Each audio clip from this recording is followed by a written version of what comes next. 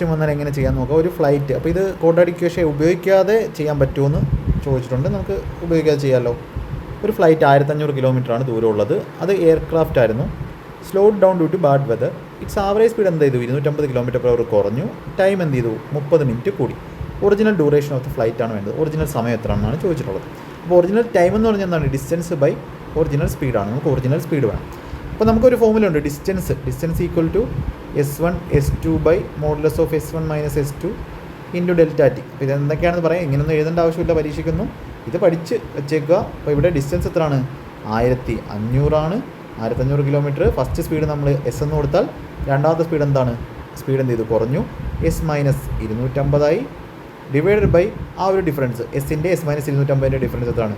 250 into delta T അല്ലെങ്കിൽ ടൈമിലുള്ള change. ഇപ്പോൾ ടൈമിന് എന്താണ്? ഇവിടെ ഇൻക്രീസ് ചെയ്തു. ഇപ്പോൾ രണ്ട് ഡിസ്റ്റൻസ് കോൺസ്റ്റൻ്റ് ആണെങ്കിൽ ഇത് എപ്പോഴാണ് ഉപയോഗിക്കുന്നത്? ഡിസ്റ്റൻസ് കോൺസ്റ്റൻ്റ് ആയിരിക്കണം. ഈ കേസിൽ ഡിസ്റ്റൻസ് കോൺസ്റ്റൻ്റ് ആയിരിക്കണം. അപ്പോൾ ഇവിടെ സ്പീഡ് മാറുന്നു, ടൈമിന് ചേഞ്ച് ഉണ്ടാവും. അപ്പോൾ ഇവിടെ ടൈമിനുള്ള ചേഞ്ച് എത്രയാണ്? 30 മിനിറ്റാണ്.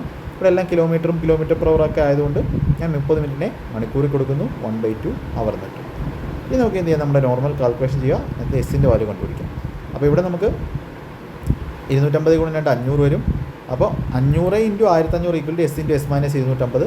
അപ്പോൾ ഒരു വാല്യൂവും ആ വാല്യൂവിൽ നിന്ന് 250 കുറഞ്ഞുള്ളൊരു വാല്യൂ ആയിട്ട് എന്ത് ചെയ്യണം? ഇതിനെ മാറ്റണം.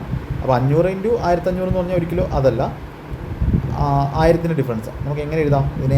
നമുക്ക് വേണമെങ്കിൽ 500 ഓക്കെ 500 × 1500 നമുക്ക് എന്ത് ചെയ്യാം? ഇതിനകത്ത് ഒരു 3 കൊടുത്താൽ 1500 × 500 ഓക്കെ. എന്ത് കൊടുക്കാൻ അതിന്? എസിൻ്റെ വാല്യൂ നമുക്ക് എന്ത് കിട്ടണം? പിന്നെ പല പല രീതിയിൽ എന്തെങ്കിലും മാറ്റണം. അപ്പോൾ 3 കൊടുക്കാൻ പറ്റില്ല. 5 ഞാൻ കോമ എടുത്താൽ 2500 × 300 അത് വലിയ നമ്പറിലോട്ട് പോകും. നമുക്ക് എന്ത് ചെയ്യാം? ഇവിടുന്ന് ഒരു 750 പറയണം.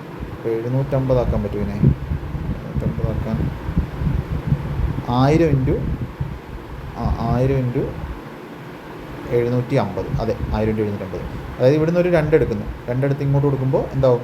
500 × 2 1000 1000 × 750 equal to S into S minus 250. ഇതാണ് കാൽക്കുലേഷൻ എന്ന് പറയുന്നത്.